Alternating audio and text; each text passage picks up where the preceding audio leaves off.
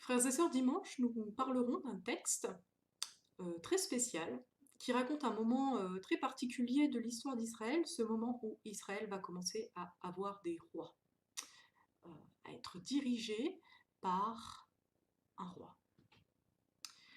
Alors pourquoi Israël a eu des rois? Ce texte nous explique que c'est une demande du peuple qui réclame un roi, qui veut être comme les autres peuples. Et ce texte nous apprend aussi que cela déplaît à Dieu. Il va donner un roi au peuple, mais cela lui déplaît. Cela manifeste le péché du peuple, en fait. Pourquoi est-ce qu'avoir un roi tient du péché pour Israël? La réponse est un enfant de 8 ans qui l'a trouvé, sans même avoir lu ce texte. Il était au catéchisme dans mon ancienne paroisse, et puis j'ai simplement dit qu'Israël avait des rois, et il m'a dit « mais ce n'est pas normal, je crois ». Je lui dis « pourquoi est-ce que ce n'est pas normal qu'Israël ait des rois? Tous les peuples ont un chef ». Et il m'a dit « je crois que ce n'est pas normal, parce que le roi d'Israël, ce doit être Dieu ». Et il avait trouvé. C'est cela qui déplaît à Dieu dans cette demande d'un roi.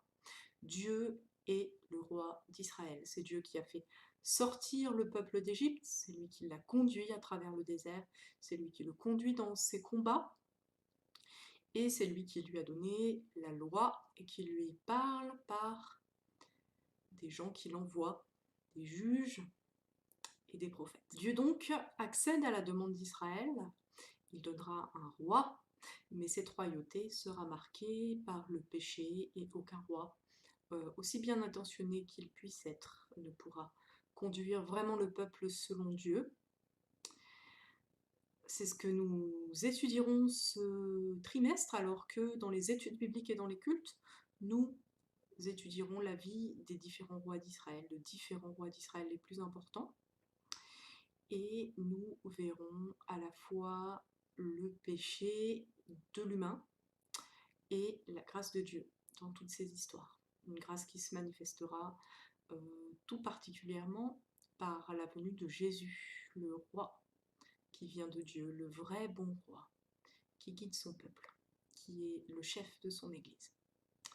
Je vous invite donc à venir dimanche et puis à vous inscrire dans un des groupes bibliques que vous trouverez à la fin de cette vidéo. Vraiment, on vous encourage à venir parce que c'est un temps important où on peut échanger, où on peut poser ses questions, où on peut prier ensemble.